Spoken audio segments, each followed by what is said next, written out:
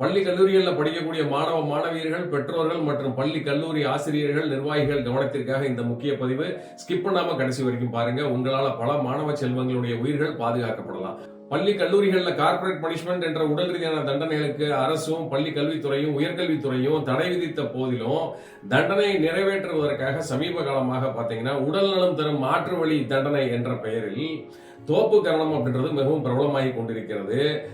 அதோடு மட்டும் இல்லாம விளையாட்டு மைதானத்தை ஒரு 5 ரவுண்ட் அடிக்க சொல்றதும், திடீரென்று ஸ்போர்ட்ஸ் டே என்ற பெயரில் விளையாட்டு பயிற்சியே இல்லாத மாணவர்களை மராத்தான் ஓட விடுறதும் மாணவர்களுடைய உடல்நிலையில மிகவும் ஒரு மோசமான விளைவை ஏற்படுத்தும் அப்படின்றத நாம இன்னைக்கு அறிவியல் ரீதியாக பார்ப்போம்.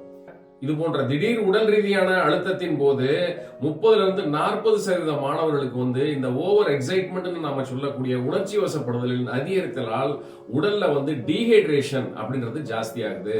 அதாவது வெப்ப நீர்ப்பதம் அதிகரித்தல் நாம சொல்லக்கூடிய ஹீட் அண்ட் ஹியூமிடிட்டி ரைஸ். இது உடல்ல இந்த ஹைப்பர் கெலிமியா அப்படின்னு நாம சொல்லக்கூடிய இந்த பொட்டாசியம் உப்பின் அளவை அதிகரிக்கும் போது தசை பலவீனம் அடைகிறது, மசில் வீக்னஸ், அடுத்து தசை சோர்வு அப்படின்னு நாம சொல்லக்கூடிய இந்த ஃபெட்டிக், நம்னஸ் அப்படின்னு நம்ம சொல்லக்கூடிய உணர்விழப்பு, அடுத்து அரித்மியான்னு நம்ம சொல்லக்கூடிய இந்த abnormal heart rhythm and even cardiac arrest ஏற்படுவதற்கான வாய்ப்புகள் கூட இதுல அதிகமாக உண்டு.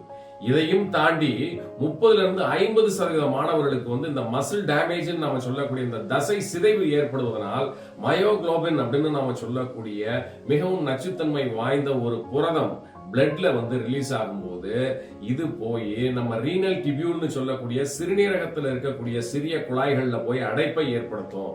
இதன் காரணமாக AKI அப்படின்னு நம்ம சொல்லக்கூடிய அக்யூட் கிட்னி இன்ஜுரி நடைபெறும். இதன் காரணமாக கிரியாட்டினின் அளவு ரத்தத்தில் அதிகரிக்கும். யூரின் அவுட்புட் சொல்லக்கூடிய சிறுநீர் கழித்தல் அப்படின்றது மிகவும் குறையும். இதுல 10% கேசஸ்க்கு டயாலிசிஸ் போக வேண்டிய சூழ்நிலை ஏற்படலாம். இதுல மிகவும் அதிகமாக பாதிப்படையக்கூடியவர்கள் பெண் குழந்தைகள். இது போன்ற தண்டனைகளை முற்றிலுமாக தவிர்க்க வேண்டும். விளையாட்டு பயிற்சியே இல்லாத மாணவர்களை திடீரென்று கடுமையான விளையாட்டு பயிற்சியில ஈடுபடுத்தக்கூடாது. எனவே இது போன்ற தண்டனைகள் பற்றிய உங்களுடைய பள்ளி கல்லூரி அனுபவங்கள் ஏதாவது இருந்தா நம்மளுடைய கமெண்ட் செக்ஷன்ல போடுங்க. மேலும் இது போன்ற பயனுள்ள தகவல்களை தெரிந்து கொள்ள நம்மளுடைய சேனலை சப்ஸ்கிரைப் பண்ணிக்கோங்க, கமெண்ட் பண்ணிக்கோங்க, லைக் பண்ணிக்கோங்க, ஷேர் பண்ணிக்கோங்க.